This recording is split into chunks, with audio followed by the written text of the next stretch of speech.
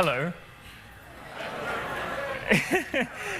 It's very nice to be here. I'm here on my own, and I live alone, so this is fine. What I've realized is you just have to make plans. That is the key. Because if you live alone and you don't make plans, here is what happens.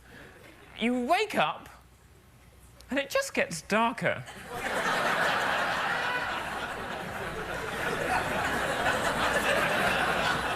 I caught myself the other week clutching my cat to my chest, saying, "We're all right, aren't we?"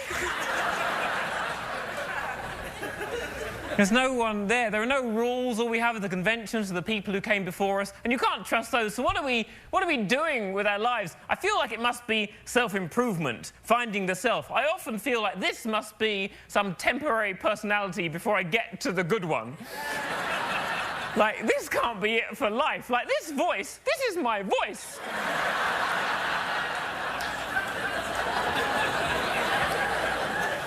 And I have this laugh now. I don't know when it happened. I'll have to act it for you now. But this is my actual laugh in my life. Ha!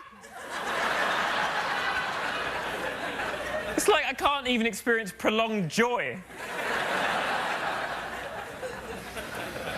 I remember reading To Kill a Mockingbird at school, one of your American books, and there was a character in that who went on this heroic journey of self-purification. She knew she was dying, and she wanted to give up her addiction to morphine before that moment. And I remember thinking, what a stupid thing to do. I had it once for an operation. It was like a hug from the inside. It felt like love, but with none of the bother. You wouldn't give it up. You could say, OK, double the morphine and bring me Atticus Finch.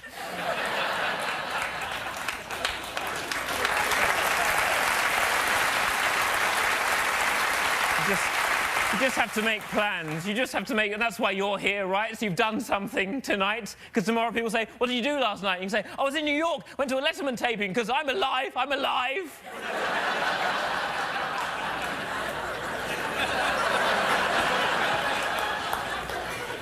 I was invited to some very cool parties last year by some cool people, but they took drugs. And I don't take drugs. That was very awkward to see happening in front of me, like this cocaine being racked up on a coffee table, and to be offered a line and not know what to say, so I ended up saying, oh, no, thank you, I've just eaten, you carry on.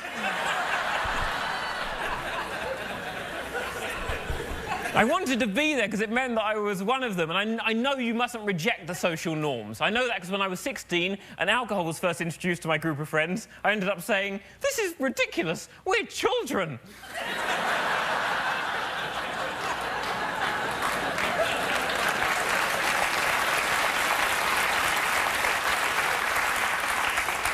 And to cope with human interaction, I did magic, because...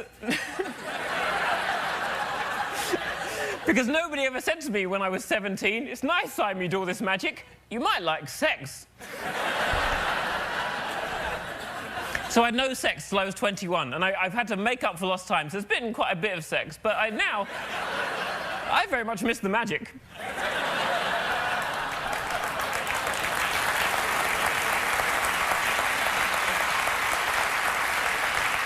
And it's no better now to cope, I just say the word fun a lot at parties. Well, it's a fun party. Are you having fun? I'm having fun. Oh, you're a couple? How long have you been together? How do you keep the spark alive in your relationship? And then they feel awkward, and I can relax. But to describe the people at these parties, very briefly, there was a guy there called Merlin, and that is not the issue. I noticed one night he had the most incredible straight white teeth. Perfect. And I said to him, gosh, Merlin, you've got such perfect teeth. Did you wear braces as a child? No. That's the sort of person that was there. They just grew out of his gums without anxiety.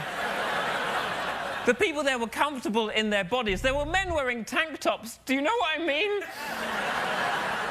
And I, every 3 to 4 years, find myself buying a tank top thinking, maybe this time. Very much.